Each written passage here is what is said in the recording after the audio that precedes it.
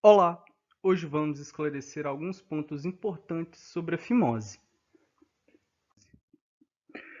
Primeiro, pedimos atenção às determinações de direitos autorais conforme a recente normativa da UFMG.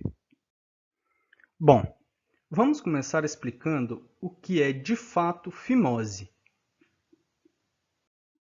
Bom, fimose é o estreitamento do orifício do prepúcio, com ou sem aderências associadas, que impede ou dificulta a exposição total da glande. O prepúcio é a camada de pele que faz a cobertura da glande, e a glande é a parte final mais dilatada do pênis, também chamada de cabeça do pênis, e é uma condição comum na pediatria. A fimose pode ser classificada em fisiológica e patológica. A fimose fisiológica acomete quase a totalidade dos recém-nascidos, sendo que até 96% dos recém-nascidos possuem o prepúcio não retrátil. É dita fisiológica pois é normal nos recém-nascidos e nos primeiros anos de vida, e após os 3 anos de idade, apenas 10% das crianças irão permanecer com a fimose. Ela é decorrente da aderência entre a superfície interna do prepúcio e a glande. Com o decorrer do tempo, há a descamação dessas aderências com a queratinização da glande e formação de cistos de esmegma, que são coleções de secreções sebáceas brancacentas. Tais cistos, em conjunto com ereções intermitentes, auxiliam a romper as aderências prepuciais, havendo então a exposição da glande e resolução espontânea da fimose.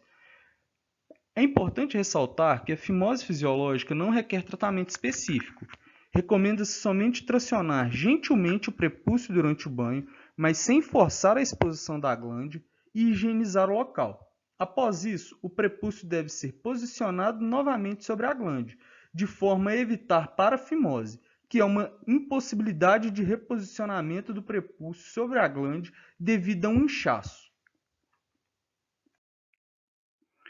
A fimose patológica é definida como prepúcio verdadeiramente não retrátil, ou seja, quando há fibrose do prepúcio, que reforça o estreitamento de sua abertura. É secundária a manobras de tração do prepúcio, na tentativa de ajudar na resolução da fimose. Tais manobras podem levar a microtraumas, que podem evoluir para a fibrose do prepúcio e formação de um anel fibroso, originando a fimose patológica secundária a microtraumas. Pode ser também secundária a quadros inflamatórios, como a balonite xerótica obliterante, que é uma inflamação crônica da glande prepúcio e do meato uretral, que é a abertura da uretra. Frequentemente está associada a complicações como postite, que é a inflamação do prepúcio, balonite, inflamação da glande, infecções urinárias, sangramento, enchimento do prepúcio com urina durante a micção, desconforto ao urinar e ereção dolorosa. Como tratar fimose? Bom, o aspecto mais importante quando há presença de fimose é uma boa higiene, cuja técnica já explicamos. Bom, quando não há resolução espontânea da fimose primária com a idade, ou seja, quando ela não se resolve após os 3 anos de idade, ela deve ser tratada, uma vez que dificulta a higiene adequada do pênis, favorecendo inflamações do prepúcio e infecções urinárias. Inicialmente, o tratamento é por meio de cremes de uso local à base de corticosteroides, aplicados 2 vezes ao dia por 4 a 6 semanas. É indicado em casos selecionados, como na fimose fisiológica em crianças acima de 1 ano de idade que cursam com algum desconforto, como obstrução parcial do jato urinário e inflamações repetidas da glande prepúcio. Caso haja falha do tratamento conservador, ou seja, caso haja insucesso no uso dos cremes à base de corticosteroides, ou haja a presença de persistentes complicações, recomenda-se o tratamento cirúrgico. Quando a fimose deve ser operada? A fimose patológica possui indicação absoluta de cirurgia. Dentre as indicações relativas estão prepúcio exuberante, que é quando o prepúcio possui um excesso de pele, infecções recorrentes, freio peniano curto, e a não resolução acima dos 3 anos de idade. O que o paciente deve informar ao médico ou cirurgião? É importante o cirurgião conhecer o estado de saúde pré-operatório do paciente, pois cerca de 60% dos pacientes cirúrgicos possuem comorbidades, e esse conhecimento pode evitar complicações pré- e pós-operatórias. Dessa forma, é importante o paciente informar ao cirurgião sobre as doenças atuais, como diabetes e hipertensão, os medicamentos em uso, inclusive os caseiros, pois podem ser fonte de complicações caso não seja de conhecimento do cirurgião, alergias a medicamentos, borracha, iodo ou alimentos, dificuldades para controlar sangramentos, como a presença recorrente de pequenas feridas que sangram excessivamente, problemas de cicatrização, como queloides prévias, procedimentos cirúrgicos prévios e odontológicos, como extração de dente ou demais procedimentos, e se houve ou não complicações nesses procedimentos anteriores. Também é importante o médico saber sobre os hábitos de vida, como o uso de tabaco, álcool, drogas ilícitas, sintomas presentes como falta de ar, dor no peito, palpitações, pernas inchadas, tonturas, desmaios, doenças na família, como dificuldades de coagulação, histórico de transfusão sanguínea e se houve alguma complicação. Como é a cirurgia?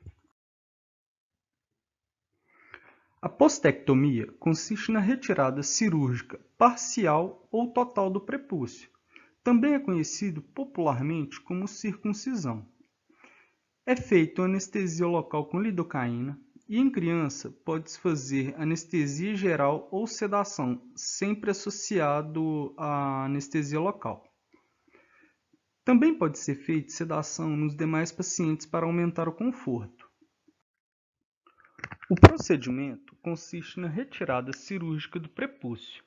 Inicialmente, traciona-se o prepúcio para a frente, faz-se uma incisão longitudinal do prepúcio para a liberação da glande e retira-se o prepúcio por meio de uma incisão circular abaixo da glande. Então, finaliza-se o procedimento com a aproximação das bordas com sutura. Quais são os riscos da cirurgia? Primeiro, é importante salientar que, embora a postectomia seja relativamente segura, toda cirurgia tem seus riscos. Então, sua prática não deve ser realizada de forma indiscriminada. As complicações da postectomia costumam aumentar de frequência com a idade do paciente. E as principais complicações incluem hemorragias, infecções e resultado estético insatisfatório por remoção aumentada ou diminuída de pele. Além disso, outras complicações incluem cicatrização inadequada, estenose da uretra, ou seja, uma obstrução da via de saída da urina, curvatura exagerada do pênis por causa da retirada excessiva de tecido e, em alguns casos raros, até a perda do pênis. E como conseguimos reduzir a chance dessas complicações? Bom, o risco de complicações devido à postectomia diminui muito se essa operação é feita por um profissional experiente. Além disso, como em toda cirurgia, é muito importante que as orientações do pós-operatório sejam seguidas corretamente, como deixar o curativo até o dia seguinte, lavar a região com água e sabonete após a retirada do curativo e evitar a atividade sexual até a cicatrização completa, em cerca de 4 semanas. Como é o acompanhamento depois da cirurgia? Cuidados e acompanhamento. Manter o curativo por 24 horas, retirando-o após isso. Higienizar delicadamente a área, principalmente nos 7 primeiros dias. É preciso repouso relativo nos 3 primeiros dias. Evitar relações sexuais ou masturbação até a cicatrização, que ocorre por volta da 4ª à 6ª semana. Seguir a prescrição medicamentosa à risca. Os pontos serão absorvidos pelo organismo até a 4ª semana após o procedimento, pois os pontos são dados com fios absorvíveis. E o retorno ao médico entre a primeira e a segunda semana após o procedimento.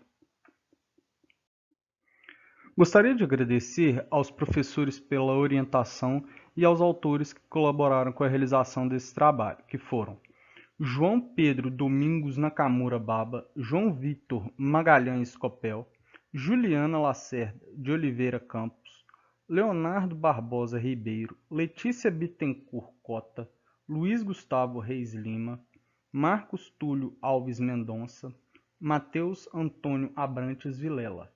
E essas foram as nossas referências.